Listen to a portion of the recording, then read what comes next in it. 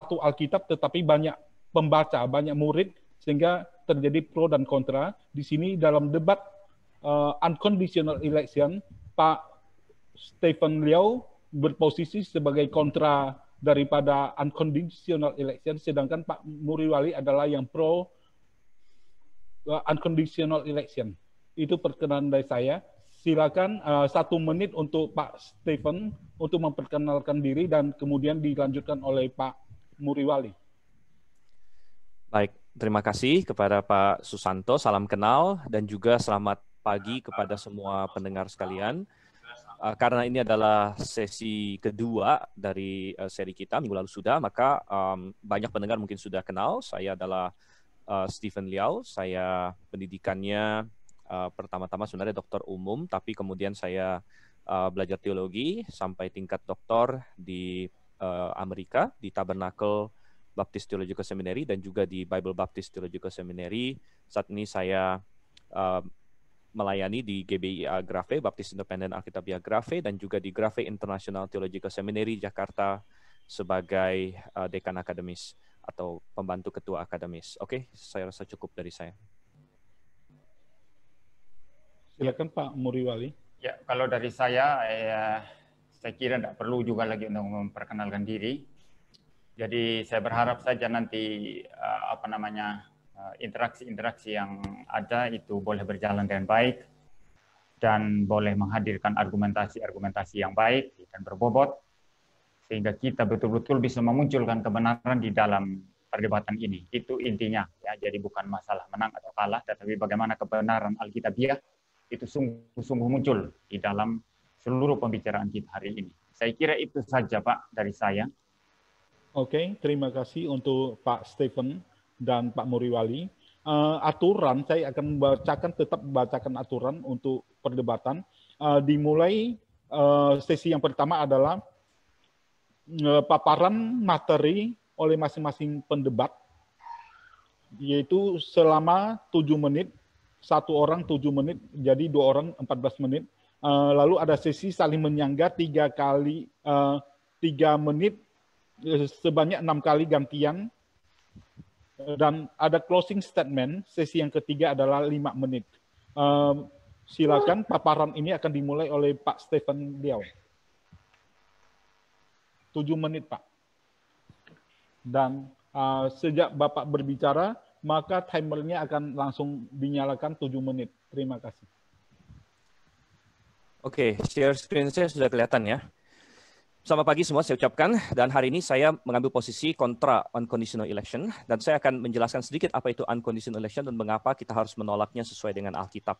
Unconditional election adalah salah satu doktrin inti di dalam kekristenan, di mana seperti John Calvin katakan, all are not created on equal terms. Tuhan tidak menciptakan semua manusia sama. Ada manusia yang Tuhan sudah ciptakan dengan maksud supaya mereka binasa, dan ada yang Tuhan ciptakan dengan maksud supaya mereka hidup kekal. Dan menurut Westminster Confession of Faith, pengakuan Calvinistik, bahwa ini mengalir dari penentuan Tuhan atas segala sesuatu. Tuhan menentukan segala sesuatu, oleh karena itu wajarlah bahwa Tuhan juga menentukan siapa yang masuk surga, siapa yang masuk neraka, tanpa syarat. Jadi sangat jelas mereka berkata, misalnya poin 2, he had not decreed anything because he foresaw it as future. Demikian juga di poin 5 dikatakan without any foresight, tanpa melihat terlebih dahulu, tanpa adanya suatu syarat, sampai ada suatu kondisi pada diri manusia. Dan pada poin yang ke-7 dikatakan the rest of the mankind, yaitu yang tidak dipilih atau yang direprobasi atau yang intinya dipilih masuk neraka, God was pleased, Tuhan senang. Nah, saya tidak tahu bagaimana Calvinis mau lari dari kata please ini lagi, seperti yang lalu. God was pleased to pass by. Jadi Tuhan senang untuk tidak memilih mereka, artinya membiarkan atau memilih mereka untuk masuk neraka. Dan saudara yang kasih Tuhan, kita akan menolak poin ini. Mengapa? Saya ingin katakan terlebih dahulu bahwa saya adalah orang yang sangat percaya doktrin pemilihan. Saya sangat percaya doktrin predestinasi, karena pemilihan dan predestinasi adalah sesuatu yang alkitabiah. Yang saya tolak adalah doktrin Calvinistik unconditional election atau unconditional predestination. Karena Alkitab tidak pernah mengajarkan unconditional election. Election ada, tapi unconditional election tidak ada. Kalau kita lihat di dalam Alkitab, apa yang Alkitab ajarkan mengenai pemilihan, Alkitab mengajarkan misalnya Efesus 1 ayat 4, bahwa pemilihan terjadi sebelum dunia dijadikan. Kadang-kadang Calvinis salah menafsirkan ini, sebelum dunia dijadikan berarti unconditional. Tidak. Tetapi berdasarkan foreknowledge of God, ya, sebelum dunia dijadikan tidak berarti unconditional. Kemudian Alkitab mengajarkan justru di ayat yang sama bahwa pemilihan itu ada di dalam Kristus. Di dalam Kristus berarti itu syaratnya. Berada di dalam Kristus. Ingat, Alkitab berkata pemilihan di dalam Kristus bukan ke dalam Kristus. Dalam bahasa aslinya en Christo bukan eis Christo. Nah, ini sangat jelas. Kemudian yang sering disalah tafsirkan Calvinis lainnya adalah Roma pasal 9, di mana dikatakan bahwa pemilihan bukan berdasarkan perbuatan. Dan kita setuju itu, keselamatan tidak pernah berdasarkan perbuatan. Namun Calvinis sering berkata bukan berdasarkan perbuatan sama dengan unconditional. Tidak, Alkitab tidak mengatakan unconditional. Alkitab berkata syaratnya bukan perbuatan. Syaratnya bisa yang lain, yang bukan perbuatan, misalnya iman. Pemilihan itu berdasarkan panggilan atau kehendak Tuhan. Ada ayat dikatakan Tuhan bebas untuk menyelamatkan siapa yang mau dia selamatkan. Bebas bermurah hati kepada siapa dia mau bermurah hati. Amin. Dan Alkitab mengatakan apa? Apa itu panggilan Tuhan? Panggilan Tuhan adalah Injil. Barang siapa percaya akan diselamatkan. Jadi itu adalah kehendak Tuhan. Tuhan ingin menghendaki menyelamatkan semua orang yang percaya. Dan kemudian sangat jelas sekali bahwa pemilihan berdasarkan pra-pengetahuan Allah. Tadi kita sudah melihat pengakuan iman Calvinistik mengatakan bahwa pemilihan tidak didasarkan pada pra-pengetahuan. Namun ini bertentangan 180 derajat dengan pernyataan Alkitab sendiri. 1 Petrus 1 ayat 2 berkata, elect according to the foreknowledge of God. Elect according to the foreknowledge of God. Sangat jelas bahwa pemilihan itu berdasarkan pra-pengetahuan, kontradiksi dengan pernyataan iman Calvinistik tadi. Roma 8 ayat 29. Whom he did foreknow, he also did predestinate. Sangat jelas sekali. Jadi Alkitab mengajarkan election tapi bukan unconditional election, melainkan election yang didasarkan kepada foreknowledge. Dan kita harus menolak unconditional election karena sudah berlawanan dengan Alkitab. Pertama, berlawanan dengan Alkitab. Alkitab mengajarkan keselamatan itu bersyarat. Dan kalau keselamatan bersyarat, maka election yang berkaitan dengan keselamatan juga pasti bersyarat. Karena ini satu mata rantai. Bagaimana mungkin keselamatan bersyarat tapi electionnya tidak bersyarat? Itu suatu hal yang tidak logis, saudara sama Tuhan. Dan Alkitab jelas apa itu syarat keselamatan. Saya ingin tanya kepada Bapak MYM, apakah keselamatan itu bersyarat atau tidak? Keselamatan pasti bersyarat, saudara sama Tuhan. Dan syaratnya adalah beriman kepada Yesus Kristus. Kemudian kita melawan unconditional election karena unconditional election melawan Alkitab dan salah menggambarkan Allah sebagai pribadi yang maha kasih. Di dalam konsep Calvinisme, kasih Allah luntur, kasih Allah tidak digambarkan dan malah hilang sama sekali. Dan ya kita bukan bicara mengenai kekudusan Allah, kita bukan bicara mempermasalahkan keadilan Allah, kita mempermasalahkan kasih Allah di sini. Saudara yang kasih dalam Tuhan, kalau misalnya ada seseorang, ada suatu panti asuhan, 100 anak di dalamnya, api terbakar, semua bakal mati. Ada orang lewat, kemudian dia selamatkan 10 anak, 90 mati. Mungkin besoknya media berkata, wah hebat sekali orang ini, dia selamatkan 10. Wah, dan orang itu kasih wawancara, oh tadinya saya mau selamatkan semuanya. Ya.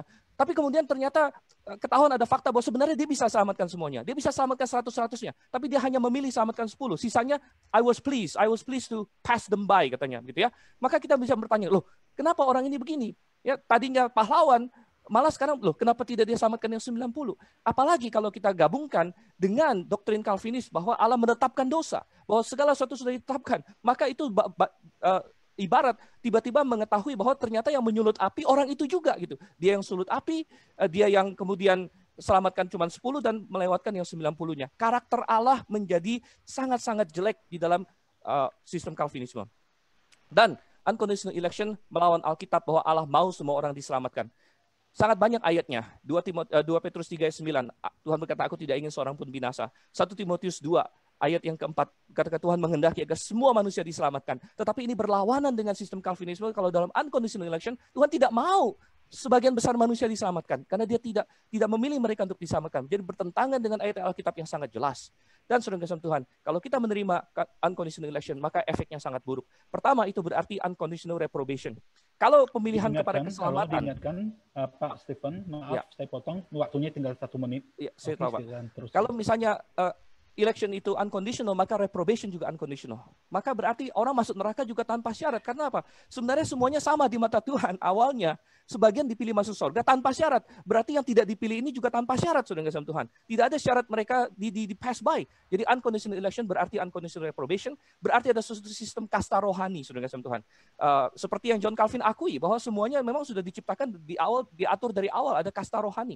Dan pemilihan akhirnya menjadi sesuatu yang bersifat random atau acak, ya tidak jelas. Kalau misalnya kebetulan Anda terpilih, ya puji syukur. Kalau kebetulan Anda tidak terpilih, 18 detik, Pak Stephen. Dan kalau kita menerima unconditional election, berarti kita harus membaca ayat-ayat Alkitab, harus memakai kacamata Calvinis. Dikatakan Tuhan menghendaki semua orang diselamatkan, harus kita ubah. Tuhan menghendaki semua orang pilihan untuk diselamatkan. Dan di mana Tuhan berkata, aku tidak berkenan akan kematian orang fasik. Calvinis berkata, Oke, Tuhan, waktunya please, sudah habis. please, Waktunya sudah habis. bahwa dia mem-pass by sebagian orang. Maaf Pak Stephen, silakan. waktunya habis. Ini adalah sesi opening statement, 7 menit untuk Pak Muriwali. Waktu akan menyala pada saat Pak Muriwali menyampaikan pendapatnya, opening statement. Silakan Pak. Ya, yang pertama-tama mungkin saya akan usul kepada moderator. Nanti kalau waktu tinggal 1 menit, tidak usah ngomong terlalu banyak, cukup ngomong 1 menit, tinggal 1 menit gitu aja langsung itu supaya jangan mengganggu yang membicara, ya yang jadi pembicara. Jadi kalau pas waktunya tinggal 1 menit, nanti Bapak bilang tinggal 1 menit cukup. Lalu nanti setelah tinggal beberapa detik, nggak usah, saya kira nggak perlu ngomong saja. Nanti kalau sudah selesai gitu aja, biar pembicara juga bisa konsentrasi ya. Nah baik, saya tertarik dengan istilah Pak Stephen tadi, ya Allah itu dalam konsep Calvinisme, kalau seumpama itu ada rumah terbakar ya, lalu ada orang menyelamatkan tadi, itu justru juga ketahuan akhirnya yang menyelamatkan itu yang menyulut api katanya. Seakan-akan di sini menurut Calvinisme ya, kata Pak Stephen ini Allah sendiri yang menciptakan dosa, yang bersuka dengan dosa, lalu kemudian dia menyelamatkan sebagian, dan dengan demikian karakter kasih Allah itu dipertaruhkan katanya. Ini menarik, kenapa saya kutip? Karena saya ingin pertama-tama berbicara mengenai salah terjemahan Pak Stephen di dalam debat yang pertama, ya, di mana dia berkata Tuhan senang, ya, Tuhan senang manusia itu berdosa, kan katanya begitu ya. Jadi dia mengutip itu di dalam institut ya. Yang ketiga, lalu kemudian chapter 23 itu bagian yang ke-7 ya. Sebetulnya istilah di sana dalam bahasa Latin itu yang digunakan itu adalah istilah beneplacito. Beneplacito ini berhubungan dengan kehendak, bukan Allah waktu menetapkan atau mengizinkan ya, menetapkan untuk mengizinkan dosa lalu kemudian dia merasa senang dengan itu, bukan itu. Tetapi itu sesuai dengan kehendaknya atau sesuai dengan kerelaan kehendaknya begitu. Beneplacito ini di dalam terjemahannya dalam bahasa Inggris itu sama dengan an indication of approval atau consent ya, atau permission begitu.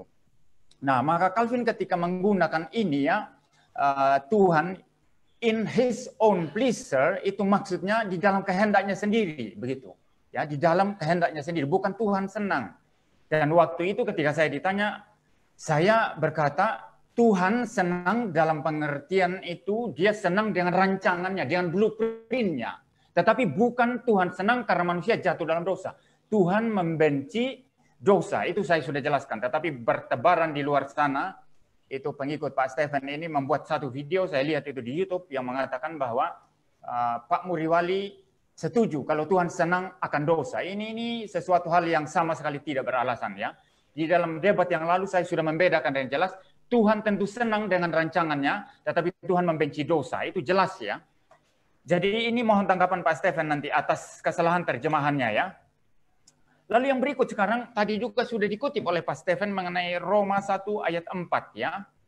Mungkin bukan Roma 1 ayat 4, Efesus 1 ayat yang keempat, saya tidak akan kembali ke sana, saya akan membuka sekarang Roma 9 ayat yang ke-11.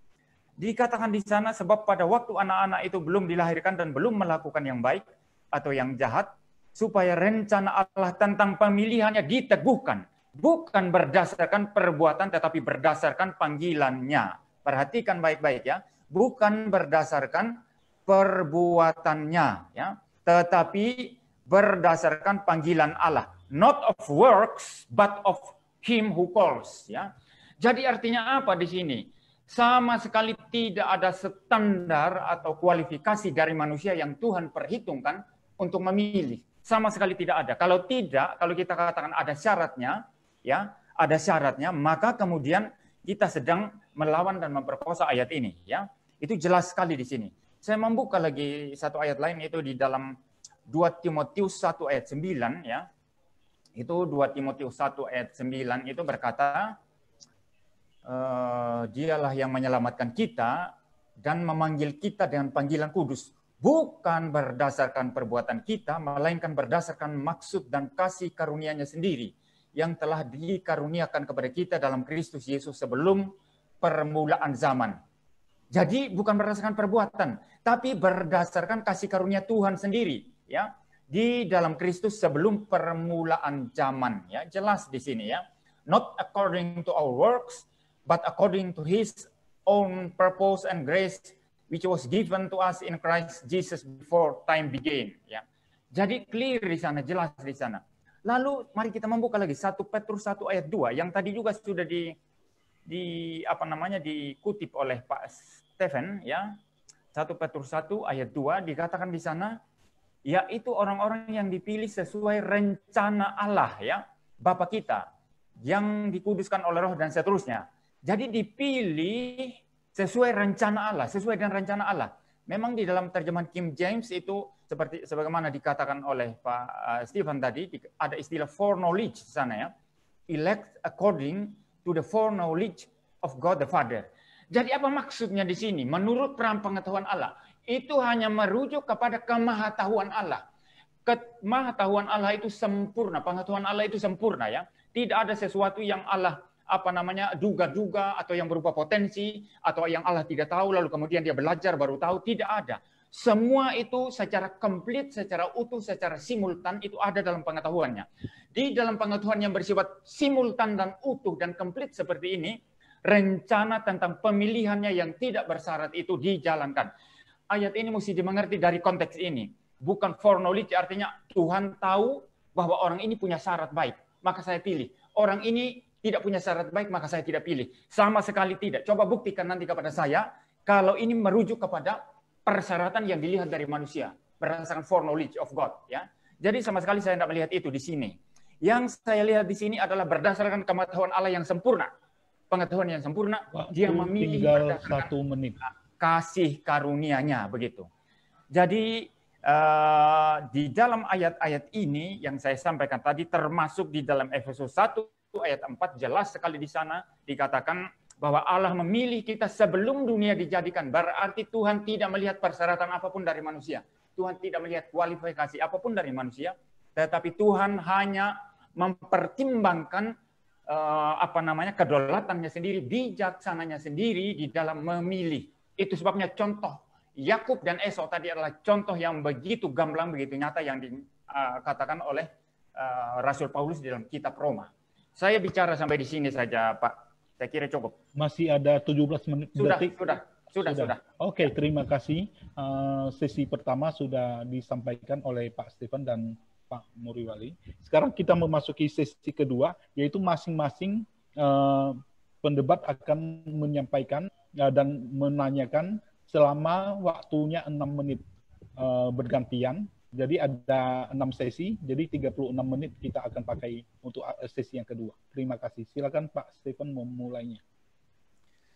Baik, terima kasih kepada Pak Muriwali. Pak Muriwali mengacu kembali kepada debat yang sebelumnya, padahal itu sudah lewat. Tetapi dia sedikit protes dengan terjemahan saya, at his own pleasure arranged it. Sebenarnya fokusnya salah Pak Muriwali. Fokusnya bukan pada at his own pleasure. Itu menurut saya itu plus-plus ya. Kalau tadi diterjemahkan berdasarkan kerelaan kehendaknya. Itu sama saja begitu. Berarti Tuhan berkehendak, Tuhan ingin begitu kan, entah dia senangkah, entah dia berkehendaknya apakah Tuhan dipaksa kalau dia nggak senang gitu kan, jadi aneh. Tapi fokusnya harusnya pada kalimat seutuhnya. At his own pleasure arrange it. Bagaimana kalau Pak Muriwali berfokus pada arrange it? Artinya Tuhan arrange it. Apa it di situ? It di situ adalah kejatuhan dalam dosa. Jadi Allah bukan hanya, saya bacakan sekali lagi. God not only foresaw. Tuhan bukan hanya melihat dan mengizinkan gitu loh. Kalau mengizinkan kan saya melihat nih ada orang pengen lakukan. Saya lihat, oke, silakan boleh diizinkan gitu kan. Itu kalau izin itu foresaw. Tetapi Calvin mengatakan, God not only foresaw the fall of the first man, but also at his own pleasure arrange it. Kata arrange itu yang paling utama. Tuhan mengaturnya. Tuhan menentukan bahwa Adam jatuh dalam dosa. Saudara yang kasih Tuhan. Itu adalah kesalahan Calvin. Nah, kemudian kalau kita melihat yang dikatakan Roma pasal 9, kan saya sudah katakan, memang bukan berdasarkan perbuatan, saudara yang kasih Tuhan. Bukan berdasarkan perbuatan, karena keselamatan tidak pernah berdasarkan perbuatan. Justru yang Calvinis sering gagal bedakan adalah keselamatan berdasarkan iman, dan iman bukan perbuatan gitu. Iman bukan perbuatan. Tuhan tidak memilih kita karena kehebatan kita. karena kasih karunia benar. Iman itu menerima hadiah. Tuhan bisa melihat siapa yang mau terima hadiah. Apakah terima hadiah itu kehebatan? Tidak. Kalau ada orang mau kasih saya rumah dan saya bayar 0 rupiah, saya tinggal terima, itu bukan kehebatan saya. Tapi memang ada tanggung jawab manusianya, ada syaratnya, saya harus terima begitu. Makanya saya tanya kepada Pak Muri Wali, apakah menurut dia keselamatan itu bersyarat atau tidak, dan apa syarat keselamatan, gitu kan? Apakah keselamatan itu bersyarat atau tidak? Kemudian saya mau tanya kepada Pak Muri Wali lagi, apakah Tuhan dalam sistem Calvinisme mengasihi orang-orang yang dia secara unconditional reprobasikan, gitu? Di mana kasih Allah kepada mereka? Bagaimana dengan perkataan Allah, dengan ayat Alkitab yang berkata bahwa Allah ingin semua manusia diselamatkan. Tapi dalam sistem Calvinisme kita belajar ternyata ada dekret rahasia. Oh ternyata enggak gitu. Itu cuman kata-kata bohong saja. Ternyata tidak semua Tuhan ingin selamatkan. Sebagian sudah Tuhan tentukan dari awal untuk masuk neraka tanpa syarat. Gitu. Wow, saudara yang kasih Tuhan. Ini sistem yang kacau sekali. Ini sistem yang meragukan dan meruntuhkan karakter Allah. Dan tidak ada satupun ayat-ayat yang tadi dikutip, Efesus dan segala macam, tidak ada satupun yang berkata unconditional. Itu penafsiran. Ya, misalnya dikatakan bahwa habis. Ya oke, silakan.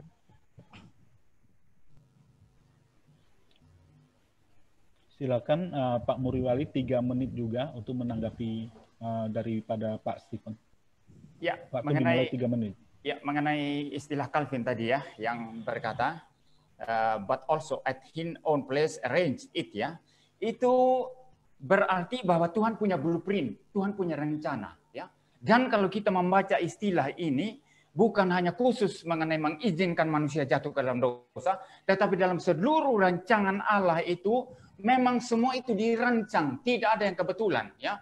Maka kalau Allahnya Pak Stephen itu melihat masuknya dosa bukan masuk dalam rancangan Allah ya, bukan dalam arrangement of God, tetapi itu terjadi secara apa istilahnya kecelakaan, lalu kemudian terpaksa Tuhan harus menggunakan plan B untuk menyelamatkan manusia berdosa. Itu Allah yang lemah.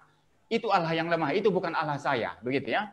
Jadi jelas Tuhan merancang semua secara komplit, secara utuh, termasuk mengizinkan bagaimana manusia jatuh ke dalam dosa. Lalu yang berikut sekarang itu mengenai dikatakan tadi, apakah keselamatan itu bersyarat? Tidak bersyarat.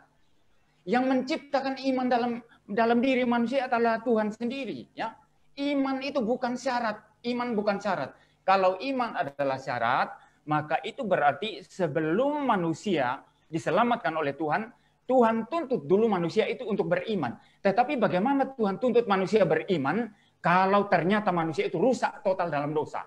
Dan dulu dalam debat yang lalu Anda berkata, terima rusak total kita sama. Tapi ternyata kalau Anda tidak terima bahwa iman itu diciptakan oleh Tuhan, bukan diusahakan manusia, berarti menurut Anda manusia tidak rusak total. Anda tidak percaya doktrin total depravity. Doktrin total depravity berarti apa? Bahwa manusia rusak total dan oleh karenanya iman diciptakan oleh Tuhan. Iman diciptakan oleh Tuhan. Iman diberikan oleh Tuhan. Itu anugerah Tuhan, bukan persyaratan dari manusia. Lalu yang berikut, apakah Tuhan ingin semua manusia selamat? Tinggal 1 menit. Kalau Tuhan, ini pertanyaan terakhir. Kalau Tuhan ingin manusia selamat, perhatikan. Ternyata banyak yang tidak selamat. Berarti keinginan Tuhan tidak terlaksana. Dan kalau keinginan Tuhan tidak terlaksana, itu berarti dia Tuhan yang tidak sempurna dalam keinginannya. Tuhan yang lemah. Apakah Tuhan Anda lemah, Pak Stephen? Dia ingin semua manusia selamat, ternyata banyak yang tidak selamat. Berarti keinginannya tidak sempurna. Allahnya Calvinis adalah Allah yang mempunyai keinginan yang sempurna. Bukan tidak sempurna seperti yang Anda percaya. Saya bicara sampai di sini. Ada yang belum dijawab, Pak. Ada yang belum dijawab. Apakah Allah mengasihi orang yang direprobasi? Masih ada waktu. Apakah Allah mengasihi orang yang direprobasi? Ya. Jadi gini. Ketika kita membicarakan kasih Allah dengan keputusan Allah untuk memilih sebagian dengan tidak sebagian ya, maka waktu kita membicarakan bagaimana pemilihan dan reprobat itu kita mesti lihat dari konteks adanya dosa. Tak bisa dilepaskan dari itu. Tak bisa Anda bicara hanya langsung dari kasih Allah. Waktu habis. Ya. Terima kasih. Silakan 3 menit untuk Pak Stephen Liao. Baik.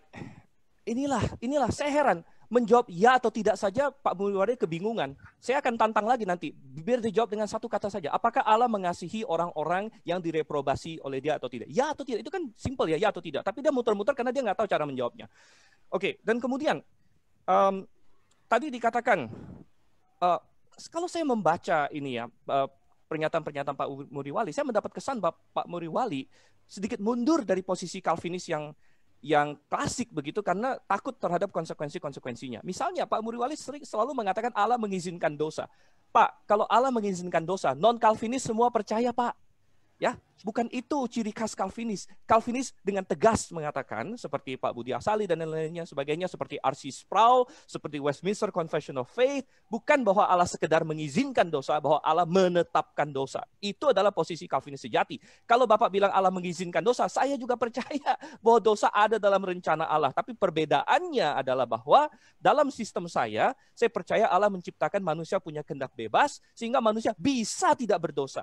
Sedangkan dalam sistem Calvinis, Allah menetapkan dosa, God arranged it, sehingga Adam pasti jatuh dalam dosa. Dia tidak bisa tidak jatuh dalam dosa, begitu. Itu kata-kata Calvin sendiri. God arranged it, bukan Tuhan sudah tahu, kemudian Tuhan izinkan gitu. Itu posisi saya, Tuhan tahu, kemudian Tuhan izinkan. Itu posisi non-Calvinis, Pak.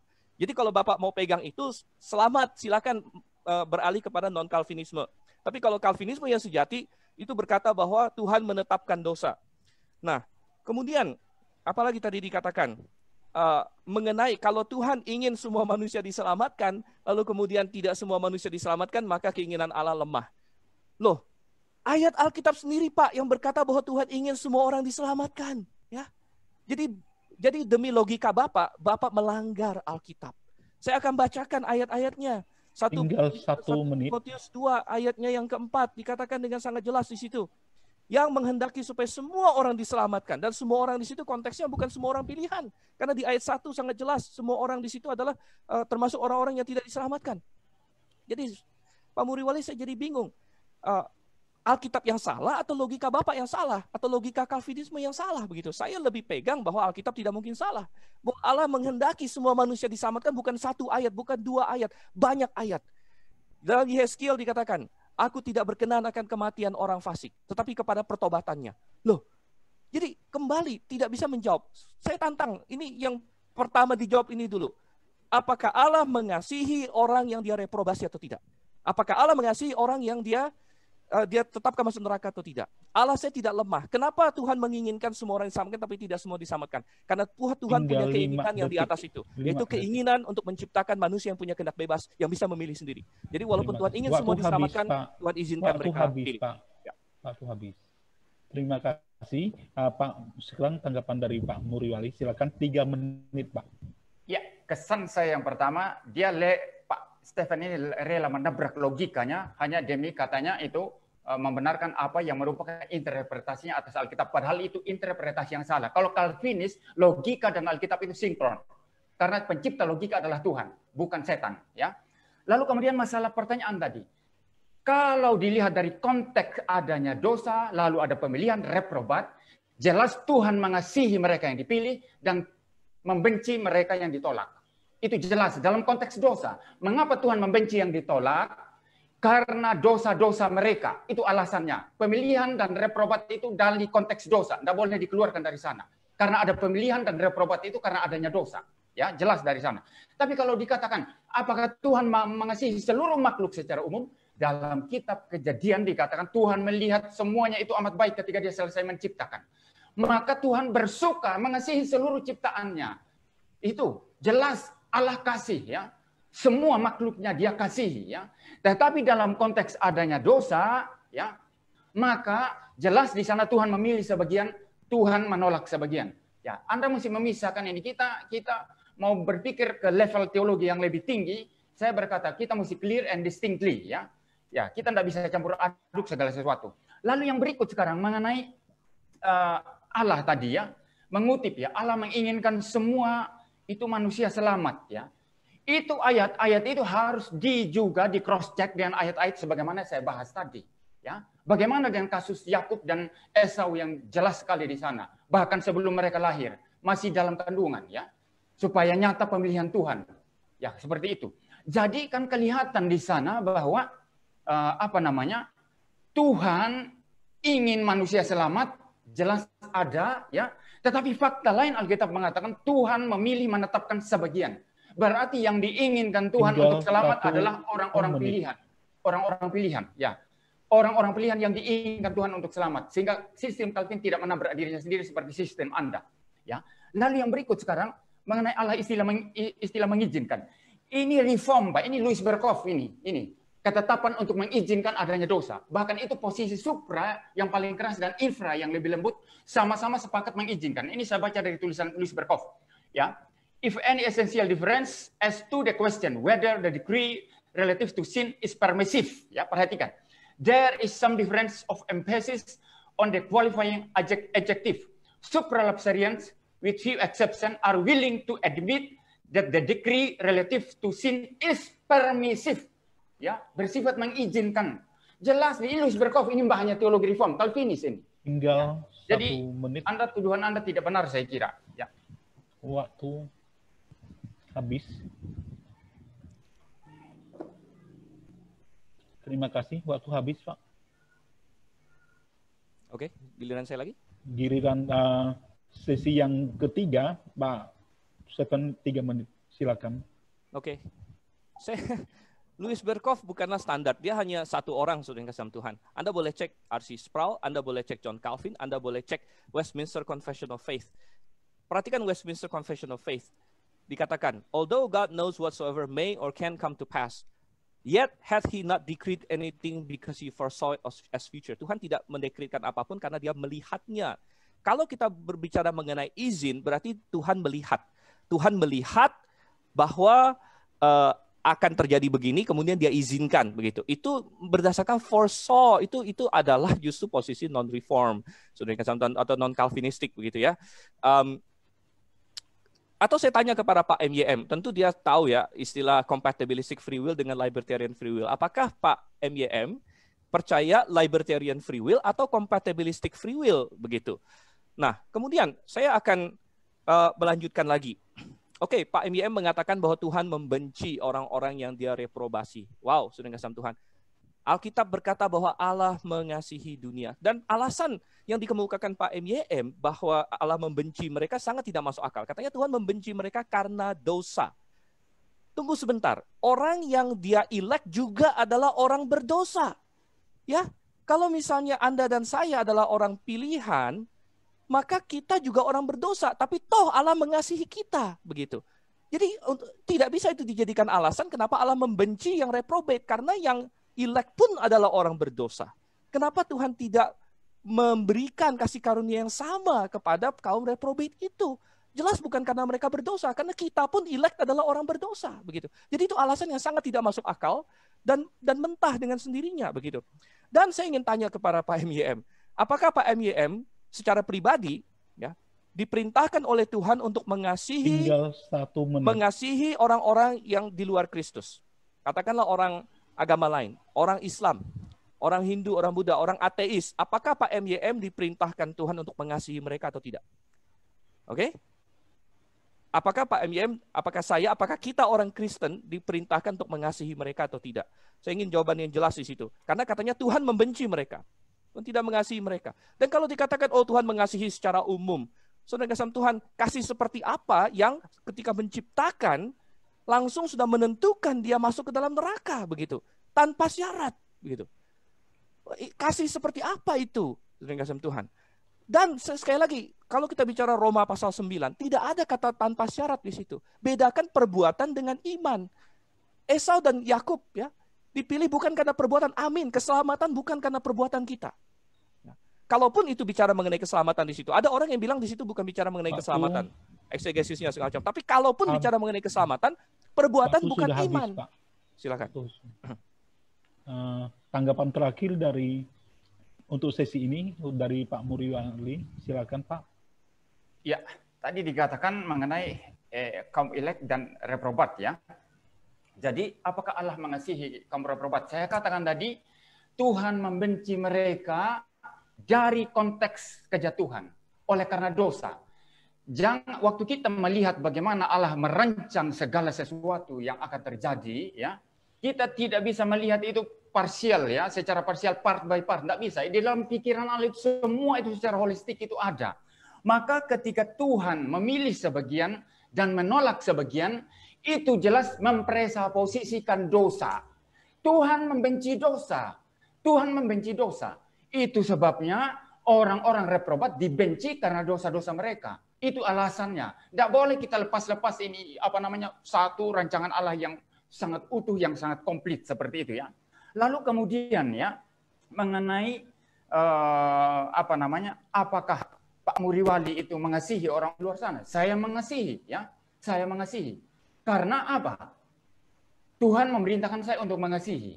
Tuhan mengasihi segala sesuatu, mengasihi semua makhluknya. Saya berkata tadi, bahkan Anda lihat sekarang orang tidak percaya dia pun, orang yang durhaka kepada dia pun, Tuhan beri makan. Ini bukti kasih Allah akan dunia ini.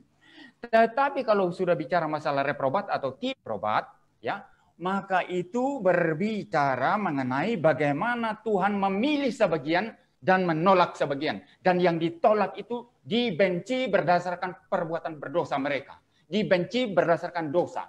Tidak bisa tidak mempresposisikan dosa begitu. Maka kita tidak bisa melarikan diri dari fakta ini lalu secara di ruang hampa begitu ya, tanpa presiden apa-apa ya dalam pikiran kita lalu berkata, oh Tuhan langsung pilih arbitrer. Ini kamu saya suka, kamu tidak. No, tidak bisa. Dalam rancangan Allah fakta bahwa dosa ada itu memang sudah menjadi presposisi dalam bagaimana dia memilih menolak sebagian. Nah, kalau Tuhan masih memilih sebagian, itu justru menunjukkan kasihnya, belas kasihannya. Kalau Tuhan tidak memilih semua, Tuhan tidak berdosa apa-apa. Karena yang berbuat dosa adalah manusia. Tuhan tidak bertanggung jawab. Yang jatuh dalam dosa yang bertanggung jawab adalah manusia. Kalau Tuhan menolak semua, Tuhan sama sekali tidak bisa dipertaruhkan kasihnya. Dia tetap Allah yang kasih. Karena dia tidak bertanggung jawab untuk menyelamatkan manusia. Tetapi kalau Tuhan masih memilih sebagian, itu menunjukkan belas kasihan dan anugerahnya. Jadi itu logikanya Pak Stephen. Pak Stephen ini kan logikanya diputar-putar kan begitu ya.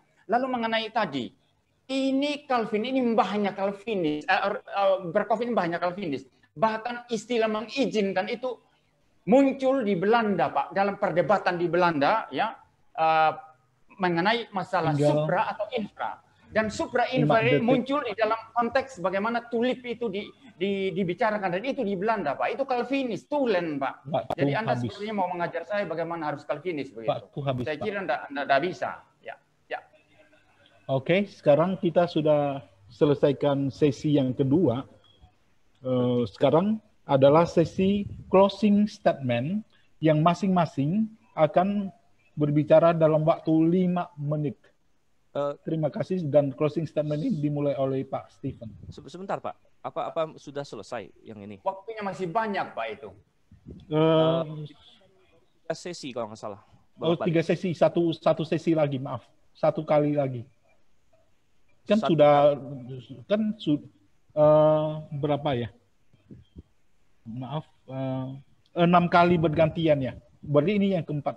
Silakan. Mulai 3, sesi kedua. Sesi keempat Pak. Keempat yang bolak-balik itu kan. Oke. Benar ya? Iya, benar. Benar ya, jadi sesi keempat. Oke, baik. Jadi begini. Pertama-tama, kembali Pak Muriwali tidak menjawab sanggahan saya sama sekali. Bahwa posisi dia sangat tidak masuk akal. Dikatakan Tuhan membenci orang-orang reprobat karena dosa. Sekarang saya tanya, semua sudah berdosa. Jadi atas dasar apa Tuhan membenci orang-orang reprobat tapi mengasihi orang-orang elect begitu? Orang elect juga orang berdosa, Pak. Ya. Orang elect juga orang berdosa. Jadi kalau dikatakan Tuhan membenci orang reprobat karena dosa, itu tidak masuk akal, bukan itu. Loh, orang elect juga orang berdosa kok, tapi Tuhan kasihi. Kenapa Tuhan tidak menambahkan atau mencurahkan kasihnya juga kepada kaum reprobat? Toh sama-sama orang berdosa, sama dengan orang elect begitu. Nah, ini yang Pak Muriwali tidak bisa jawab, begitu kan? Dan kemudian Pak Muriwali jadi pelin-pelan tadi, Tuhan mengasihi atau membenci. Di satu sisi dia mau mengatakan Tuhan mengasihi, di satu sisi dia mau mengatakan Tuhan membenci. Lalu dia kasih contoh, Tuhan mengasihi semua makhluknya dengan cara memberi mereka makan.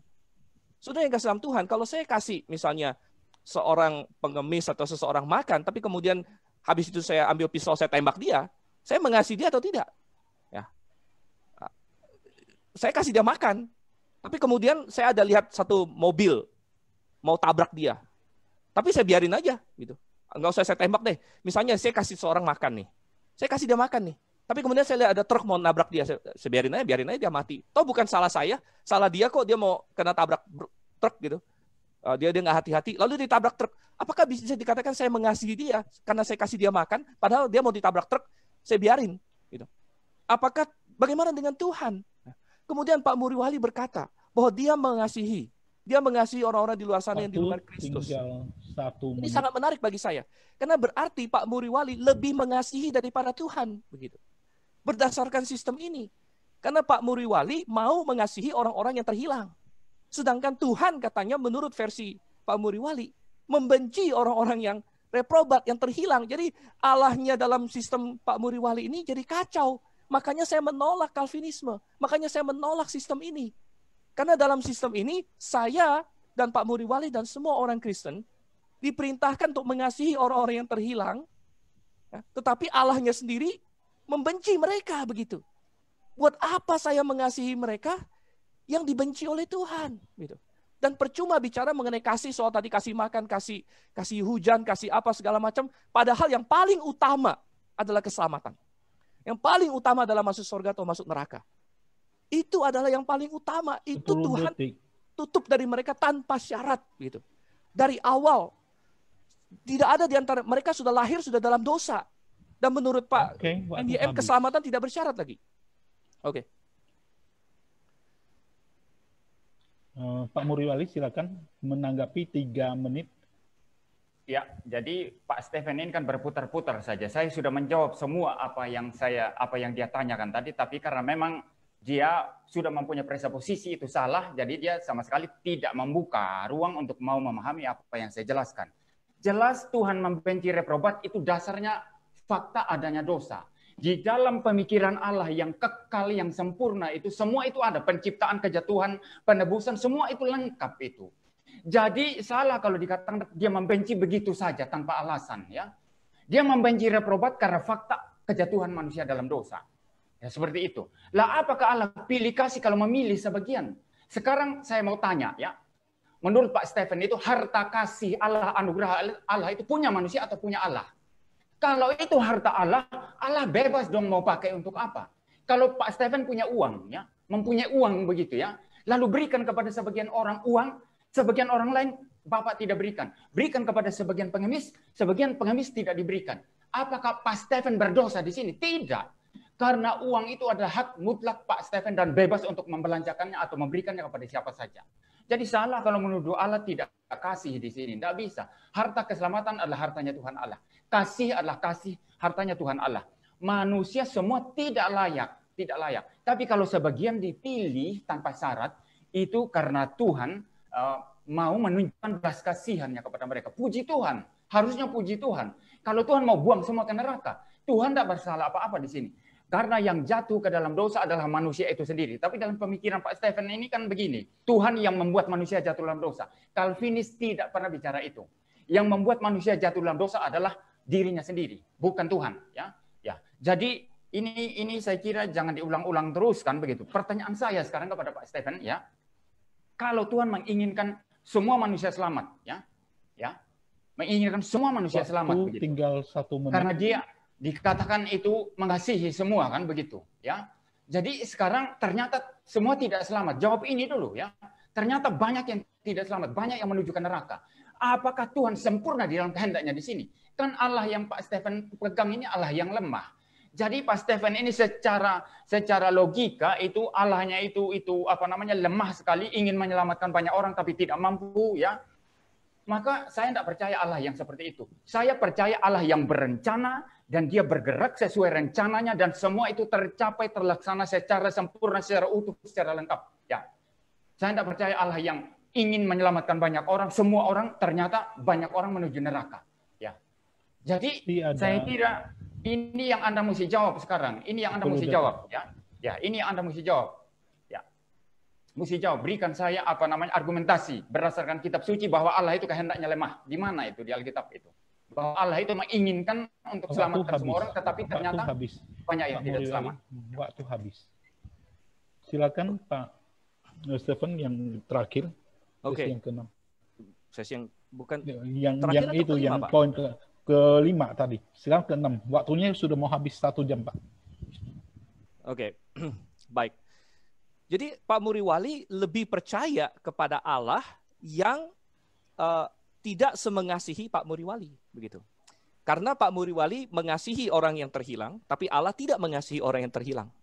Ya, seperti yang saya katakan tadi. Jadi, wow, begini Pak, kasih Allah memang milik Allah. Saya tahu itu. Ya. Tetapi Allah sendiri yang menyatakan dirinya maha kasih. Dan dia suruh kita mengasihi semua orang. Tuhan berkata, kasihilah sesama manusia. Dan orang Farisi malah bertanya, siapa sesamaku manusia? Orang Farisi ingin membatas-batasi. Tuhan ingin katakan pada orang Farisi, sesama manusiamu itu semua, bahkan yang kamu anggap musuh, orang Samaria pun itu sesama manusia. Tuhan kasih perumpamaan. Gitu. Tuhan suruh kita mengasihi musuh kita. Saya tidak percaya bahwa kalau Tuhan suruh kita ngasih musuh kita, kok Tuhan tidak mengasihi musuh dia? Saya tidak percaya kepada Tuhan yang munafik seperti itu, Pak. Gitu. Orang reprobat katanya Tuhan benci karena dosa. Ya. Kan musuh Tuhan. Tuhan suruh kita kasih musuh kita.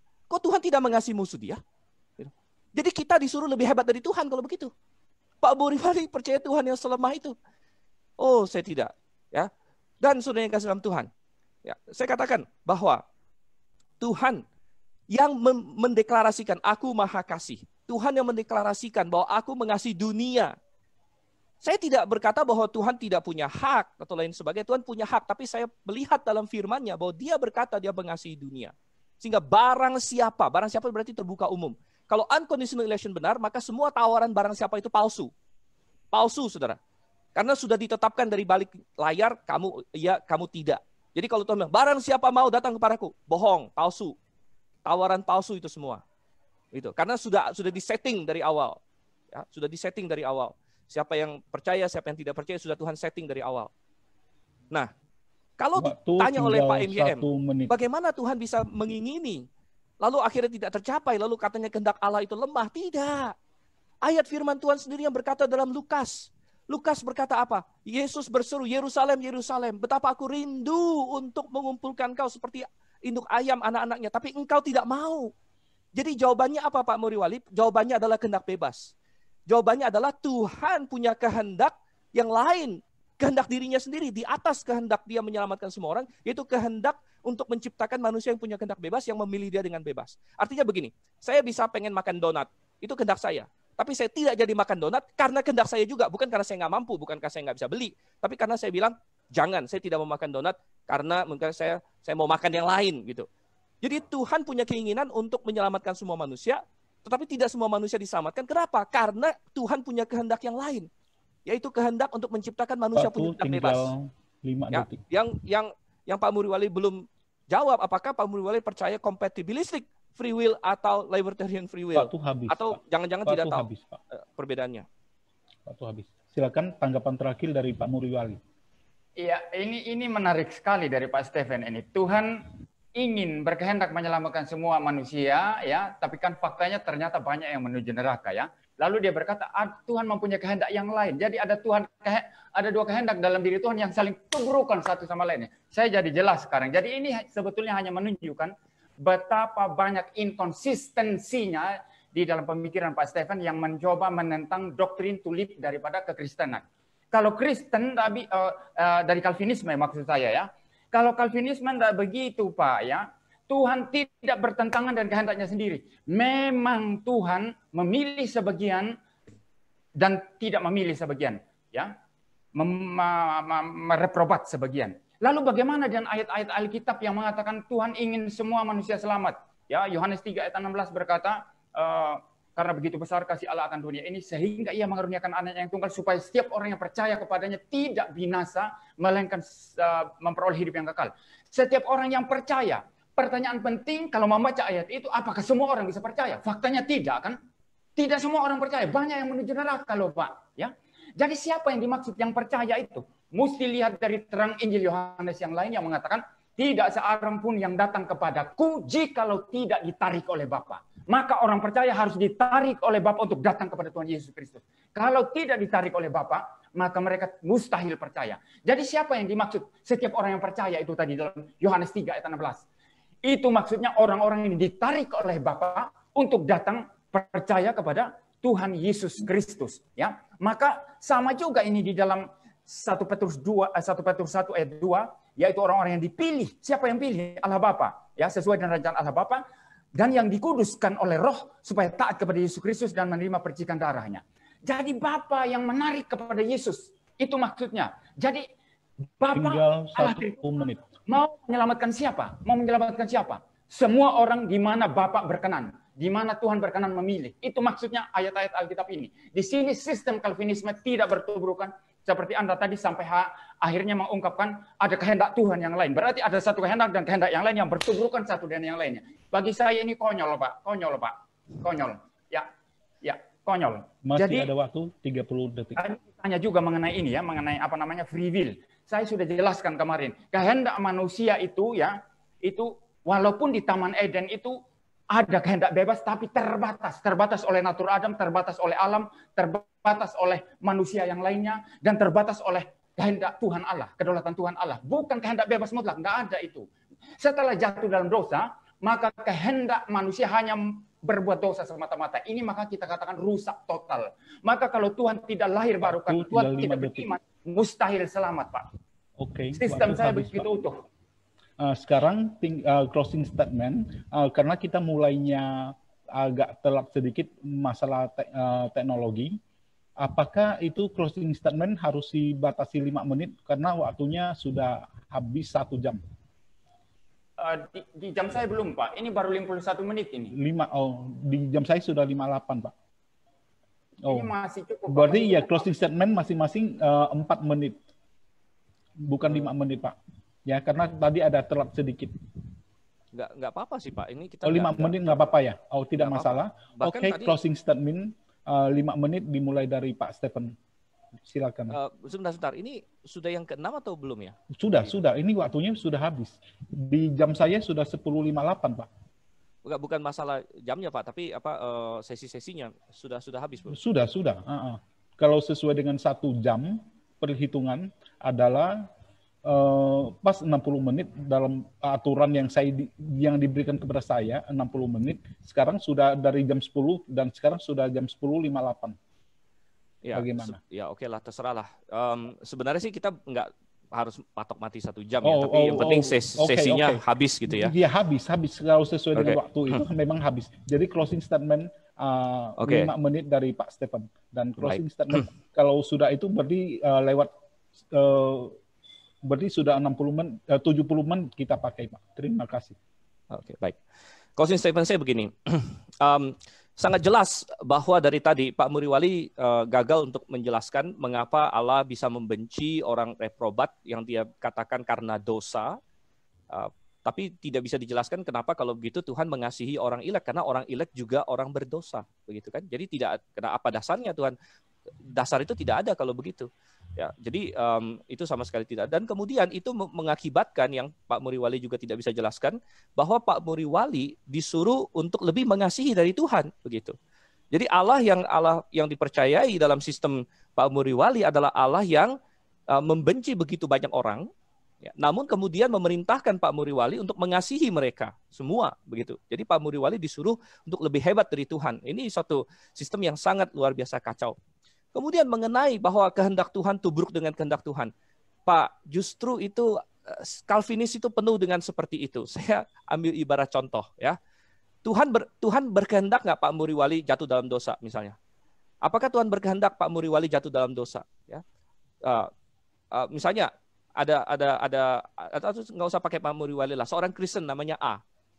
Si A ini Tuhan pengen dia tidak berbohong misalnya. Apakah Tuhan pengen dia tidak berbohong? Iya. Tapi kemudian dia berbohong. Nah, apakah kehendak Tuhan tidak jadi kalau begitu? Kan Tuhan tidak ingin dia berbohong. Tapi kemudian dia berbohong. Nah, lalu kenapa seperti itu? Satu-satunya penjelasan adalah seperti yang saya katakan. Tuhan tidak ingin manusia berdosa, tapi kemudian Tuhan punya kehendak lain, yaitu Tuhan punya kehendak menciptakan manusia punya kehendak bebas, begitu. Sehingga akhirnya manusia punya kehendak bebas itulah yang berdosa. Itulah makanya ini kembali mengkontraskan kesalahan Pak Muriwali menanggapin doktrin reform itu sendiri sebenarnya, begitu. Karena kalau kita bicara soal mengizinkan saja, itu adalah non-reform, itu non-Calvinis. Semua non-Calvinis, Pak. Semua non-Calvinis mengatakan Tuhan mengizinkan dosa, begitu. Ya, Tuhan tidak ingin manusia berdosa. Ya. Tapi kemudian manusia berdosa. Saya balikkan ke Pak MYM. Kalau begitu kehendak Tuhan tidak jadi dong. Dia tidak ingin manusia berdosa, tapi kok manusia berdosa? Begitu.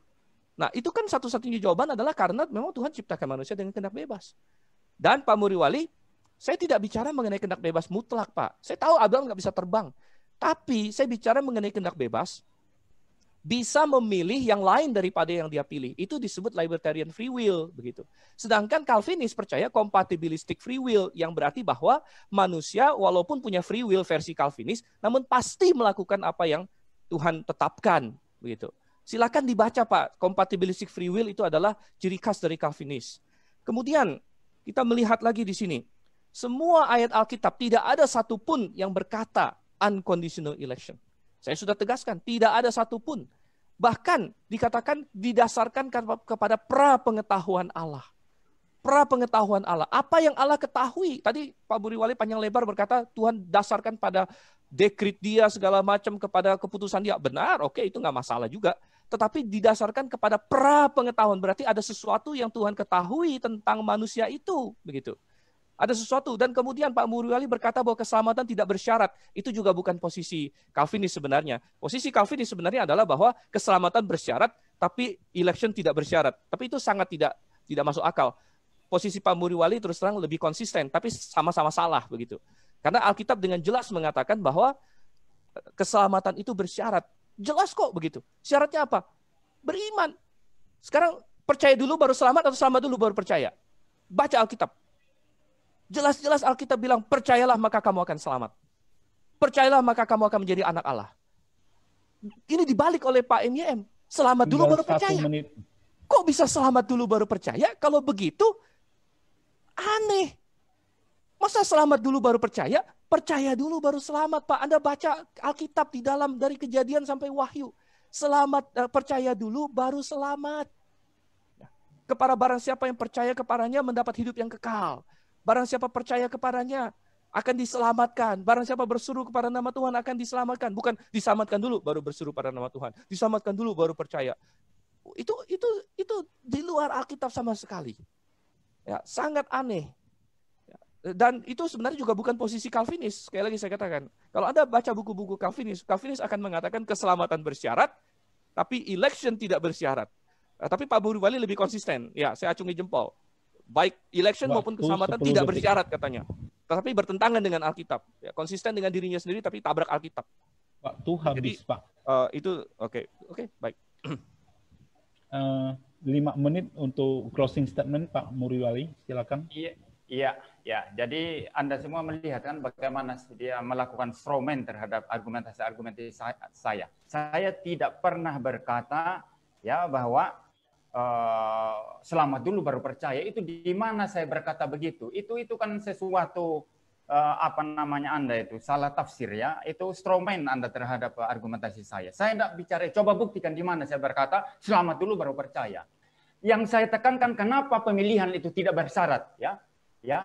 Bahkan keselamatan manusia tidak bersyarat ya. Kenapa? Karena iman itu Tuhan yang mencipta. Percaya itu Tuhan yang mencipta. Iman itu anugerah Tuhan. Setelah kita beriman, baru selamat. Itu logikanya, Pak. Jadi Bapak ini, saya tahu karena tidak mempunyai argumentasi untuk mematahkan daripada serangan-serangan saya tadi, maka ya strongman fallacies ya begitu. Ya. Jadi saya tidak pernah berkata bahwa selamat dulu berpercaya. Konyol. Itu pernah di mana saya? Coba buktikan nanti. Di debat mendatang coba tunjukkan buktinya. Tidak ada itu. Ya. Jadi percaya itu dari mana? Karena iman diberikan oleh Tuhan. Diregenerasi oleh Tuhan. Ya, seperti itu. Diberikan iman, baru kemudian percaya, lalu melalui percayanya itu dibenarkan. Ya, pembenaran melalui iman. Itu logikanya, Pak. Jadi semua itu anugerah Allah. Tidak ada syarat kebaikan kualifikasi dari manusia. Lalu yang berikut lagi.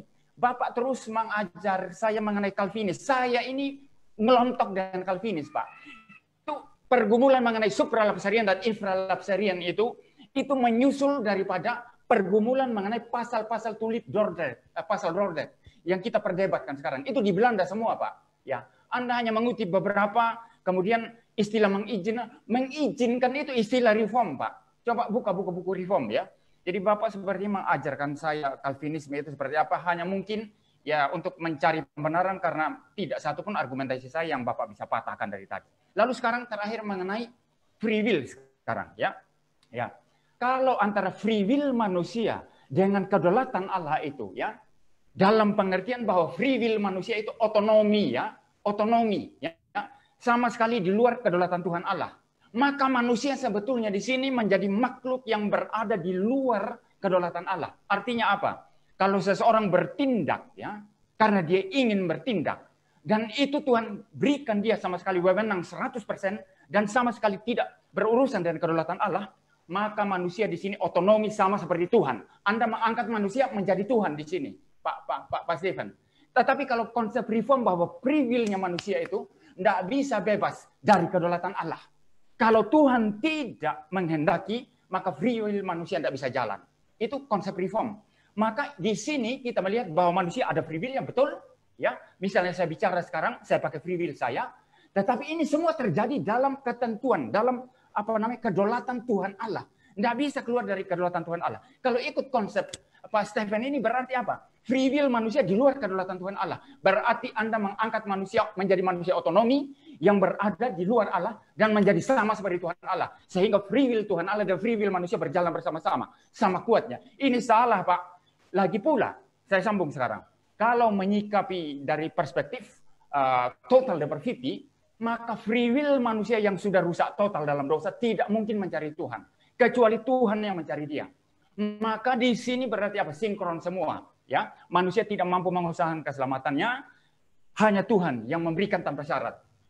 Dan ternyata yang Tuhan berikan tanpa syarat itu sudah ditetapkannya di dalam kekekalan, di dalam pemilihannya atas sebagian orang dan penolakannya kepada sebagian orang yang lain. Pak, sistem ini Pak sulit untuk dipatahkan, baik secara biblika, secara alkitabiah, maupun secara logika yang sehat. Tinggal 1 menit. Saya sudah berulang-ulang menyatakan dari tadi, Allah Anda itu tidak konsisten, ya, keinginannya itu terbatas, ya, ingin menyelamatkan semua orang, ternyata tidak bisa menyelamatkan semua orang. Ini Allah yang lemah. Lalu kemudian juga Allahnya Pak Stephen ini berarti Allah yang tunduk kepada kebebasan kehendak manusia begitu. Kehendak manusia itu jalan sendiri, kedaulatan Allah jalan sendiri. Kalau begitu, maka manusia otonomi dong kalau begitu. Jadi serba salah, ya, serba tubrukan di sini Pak begitu. Jadi saya bicara sampai di sini saja. Sekarang sudah semakin kelihatan sih sebetulnya siapa yang konsisten, ya, siapa yang tidak konsisten secara alkitabiah juga secara rasionalitas manusia yang sehat sudah kelihatan Pak, seperti itu. Saya bicara sampai di sini Pak. 10 detik Pak, manfaatkan. Sudah selesai. Oke. Sudah selesai. Sudah selesai berarti dengan closing statement dari Pak Mulyawali, maka debat sesi unconditional election sudah selesai dan minggu depan masih ada perdebatan tentang limited atonement atau apa ya minggu depan. Jadi sesi ini sudah selesai dan masing-masing sudah menyatakan posisinya. Terima kasih kepada Pak Stephen Liao dan terima kasih juga kepada Pak Mulyawali. Kiranya Tuhan memberkati dan kita akan tutup akhiri acara debat pada siang hari ini dengan doa.